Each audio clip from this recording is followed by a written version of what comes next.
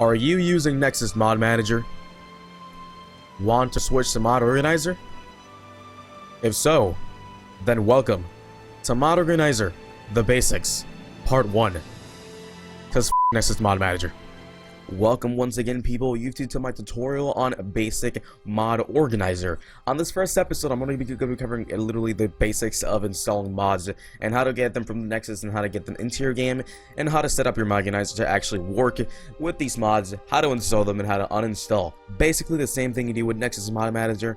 Mod Organizer has a shitload of features that you might want to use, but that will be covered in a future tutorial. Before we begin, I want to say if you guys have any questions, be sure to ask them in the comments below, and make sure to tell me what you want me to cover on here. Again, these tutorials are going to be only basic tutorials on how to install mods and how to get things done with your mod organizer, but there can be actually other things, other advanced things that I can actually show you guys and go a little bit more advanced and make a video dedicated to those things if you guys so desire. So without further ado, let's get this thing going, guys. So first off, what you want to do on your mod organizer is actually go on this little wrench icon on here, and if you guys have a Nexus account, you should have a Nexus account beforehand so this actually works. I want you guys to go on the Nexus tab on here and then input your username and your password, and then just click automatically log into Nexus. That should actually get you going and actually have your account going with Mod Organizer. Next off, I want you guys to click associate with download with major links. This basically lets your browser recognize that Mod Organizer wants to take control of mod installing and downloading. Usually this only works with Nexus Mod Manager, but since Mod Organizer actually emulates Nexus Mod Manager, then basically this will help you out. First off, you won't see any servers or anything on here yet. This will actually happen after you download a mod, but after you download a mod, you basically will have your known servers on here. If you guys are premium, I've been premium in the past. If you guys, have premium servers on here, you might want to actually take those servers and drag them to a preferred server so you guys can actually have a lot better speed. So now that that's out of the way, just click OK, and you're good to go.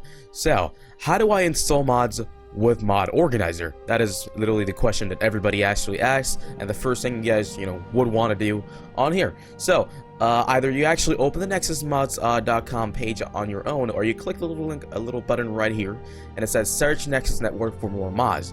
You click that right there, it takes you literally to the start page of the Skyrim Nexus. I actually had it open on here already, so we're gonna close one of those tabs on there, and I see a couple of hot files on here for simplicity and the purpose of the tutorial. I'm only gonna pick up a file from the hot files on here to actually get things going pretty quickly. I'm gonna be actually selecting immersive cheat menu. This seems to be like a very lightweight mod. It seems to be like an MCM. Yeah, it seems to me like an NCM like cheat menu that you can actually use to change a couple settings. So we're actually going to download this mod. You want to download this mod? You want to actually get this mod into your game?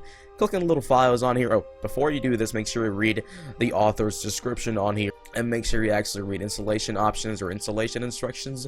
And once you got that out of the way, just go ahead and click files on here, and just go ahead and click download with manager. So basically, this would only work with Nexus Mod Manager, but since I told you guys to actually do the associate with download with manager links, this will basically now work with Mod Organizer as it was working in Nexus Mod Manager. So just click the little button on here, and you should be good to go.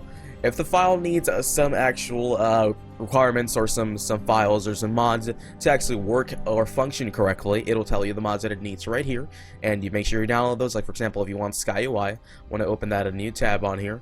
And I do already have SkyUI in my game, so as you guys can see right here, you just go ahead and just do the same thing, same process for this one right here. So, anyways, so let's go back on here and let's go continue with my download. Go ahead and click that, and it'll pop up in your mod organizer on here. Just wait a little second. There we go. It has popped up. And as you guys can see, the mod has already downloaded and it's already complete and it's ready to install. Mod organizer is telling me it's done.